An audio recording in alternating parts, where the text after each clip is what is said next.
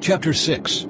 Daniel in the Lion's Den. Darius the Mede decided to divide the kingdom into 120 provinces, and he appointed a high officer to rule over each province.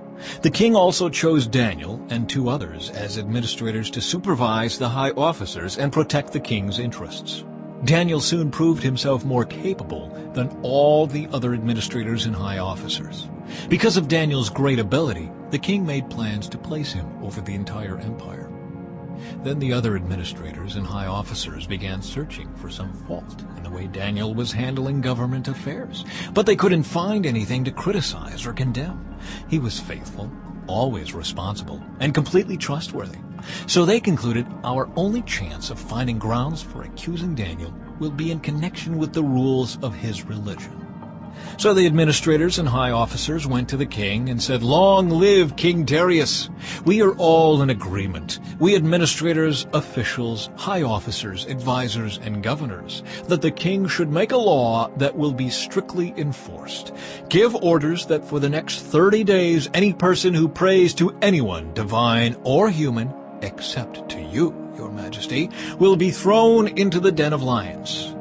And now, your majesty, issue and sign this law, so it cannot be changed, an official law of the Medes and Persians that cannot be revoked." So King Darius signed the law. But when Daniel learned that the law had been signed, he went home and knelt down as usual in his upstairs room, with its windows open toward Jerusalem. He prayed 3 times a day, just as he had always done, giving thanks to his God. Then the officials went together to Daniel's house and found him praying and asking for God's help. So they went straight to the king and reminded him about his law.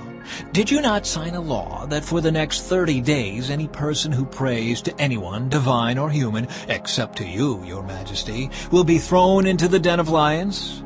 "Yes," the king replied.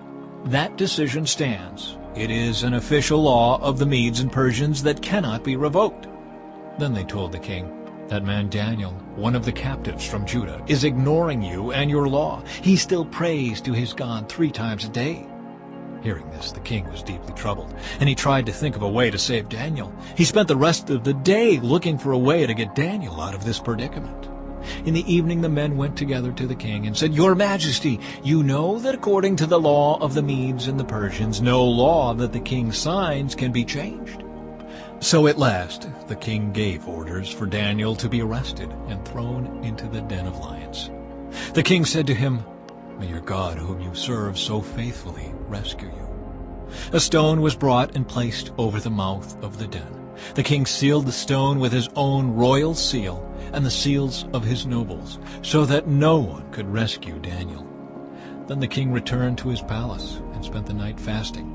He refused his usual entertainment and couldn't sleep at all that night. Very early the next morning the king got up and hurried out to the lion's den.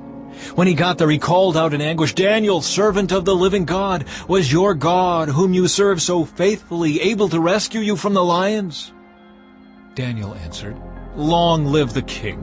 My God sent his angel to shut the lions' mouths so that they would not hurt me, for I have been found innocent in his sight, and I have not wronged you, your majesty." The king was overjoyed and ordered that Daniel be lifted from the den. Not a scratch was found on him, for he had trusted in his God. Then the king gave orders to arrest the men who had maliciously accused Daniel. He had them thrown into the lion's den along with their wives and children. The lions leaped on them and tore them apart before they even hit the floor of the den. Then King Darius sent this message to the people of every race and nation and language throughout the world. "Peace and prosperity to you. I decree that everyone throughout my kingdom should tremble with fear before the God of Daniel. For he is the living God, and he will endure forever. His kingdom will never be destroyed, and his rule will never end. He rescues and saves his people. He performs miraculous signs and wonders in the heavens and on earth. He has rescued Daniel from the power of the lions." So Daniel prospered during the reign of Darius and the reign of Cyrus the Persian.